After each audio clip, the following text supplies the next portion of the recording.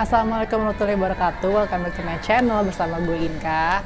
Jadi kali ini gue nggak akan nge-review film ya. Sebenarnya lebih kayak pengen curhat-curhat aja sih, pengen cerita dan kayak ngasih reaction terhadap film yang gue tonton belum lama ini. Sebenarnya filmnya tayangnya udah berapa minggu yang lalu gitu. Ini rame banget ya, terutama bagi pecinta film dan pecinta film-film superhero, yaitu film berjudul Justice League Zack Snyder's Cut. They said the age of heroes would never come again.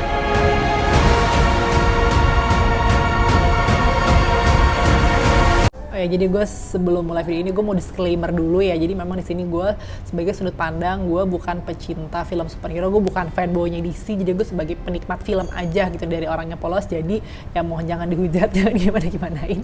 Gue hanya pengen tahu aja gitu seberapa filmnya ini kan katanya menurut para pecinta film lainnya tuh bagus banget, jauh dibandingkan si film yang pertama. Meskipun ada beberapa teman gue juga yang bilang ini kayak agak dragging ya, lumayan kepanjangan sih gitu. Di awal tentang film itu kayak rame banget itu kan di Twitter, di grup teman-teman gue yang emang pada pecinta film, terutama DC fanboy gitu. Dan gue cuman nggak ngerti gitu kan, karena yang gue tahu Justice League itu kan udah pernah ada filmnya 2017.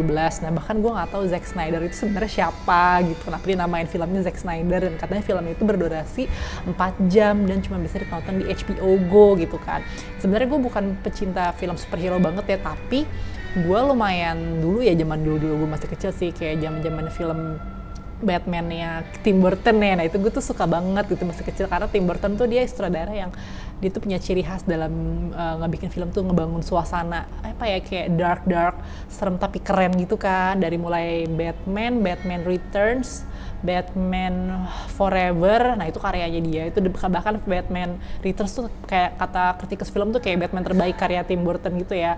Dia juga pernah bikin film tahun 90 tuh terkenal banget, namanya Edward Scissorhands, itu karyanya dia juga gitu ya. Tapi semenjak dibikin ke era sini ya, pas Christopher Nolan yang megang gitu, kayak mulai Batman Begins, terus gue lupa lagi Batman apa lagi sih, itu gue tetap suka, cuman kayak lebih dark banget kan. Jadi sebagai gue anak kecil ya, anak ABG saat itu, gue ngerasa kayak kok Batman-nya berubah banget, lebih dark banget, lebih serius gitu, sampai yang lalu akhirnya sampai karyanya Zack Snyder itu mulai pas yang Superman, kalau saya Superman Man of Steel sama Superman yang Batman versus Superman gitu. Itu gue masih ya lumayan suka sih, meskipun gue udah nggak sesuka yang zaman dulu banget gitu.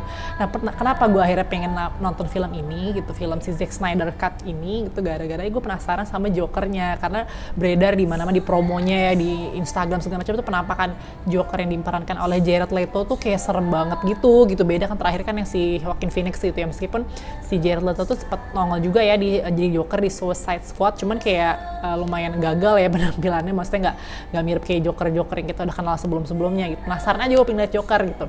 Sama satu lagi, pas gue tahu sejarahnya si film Zack Snyder Cut ini kan, dia bisa dibilang terwujudkan gara-gara desakan para fans gitu ya, fanboy yang akhirnya gue baru tahu ternyata emang bersejarah itu filmnya gitu kan ya, dimana filmnya udah ditahan gitu ya, udah ditahan sama Warner Bros, akhirnya diganti sutradara Joss Whedon tahun 2017. Dan gue tahu, gue nonton film itu tuh kayak setiap gue nonton film itu, entah gue ketiduran mulu, entah gue nggak nyambung nontonnya, nggak pernah sampai habis gitu. Bahkan adik gue bilang juga udah Justice League tuh kayak film jelek banget gitu. Ya gue nggak pernah sampai habis, cuman gue tahu itu film jelek dan gue nggak pernah sampai habis gitu. Nah ternyata pas banyak orang bilang tuh keren banget yang edisi Zack Snyder ini, udahlah gue penasaran dong, karena sampai sebegitunya the power of the fandom gitu kan, dia bisa merealisasikan film ini yang tadi udah nggak tayang hingga tayang gitu kan ya. Apalagi gue tahu katanya dulu si Zack Snyder ini dia sempat bermasalah gara-gara anak sematawayangnya meninggal gara-gara bunuh diri gitu kan, emang dia nggak jadi nerusin film itu gitu. Sebenarnya ini ngomongnya tadi gitu, impress dan reaction gue terhadap film si Zack Snyder Justice League ini gitu, yang gue rasa dari awal tentunya pasti lebih detail gitu. Terus justru gue suka kayak interaksi antara si karakter superhero-nya ini, dimana ya menarik aja sih gitu. Biasanya kita nonton mereka di satu film aja, di satu film satu jagoan, apa akhirnya ketemu gimana proses si Batman nemuin nemuin superhero itu hingga bisa bergabung gitu kan, pengen bergabung ngelawan si musuh penjahatnya itu gitu kan. Terus yang gue tangkap juga sih kayaknya memang lebih agak drama ya, intinya penggalian karakter si superhero ini lebih dalam gitu kan ya. ya, kayak cerita tentang si Lois Lane abis ketinggalan menikmati sama si Superman, itu lumayan sedih. Nah gue suka sih drama-drama di sininya gitu, ada slow motionnya, meskipun ada beberapa orang bilang kayak aduh dragging gitu kan, aduh kelamaan gitu. Gue suka sih pas bagian slow motionnya, kayak jadi lebih estetik gitu.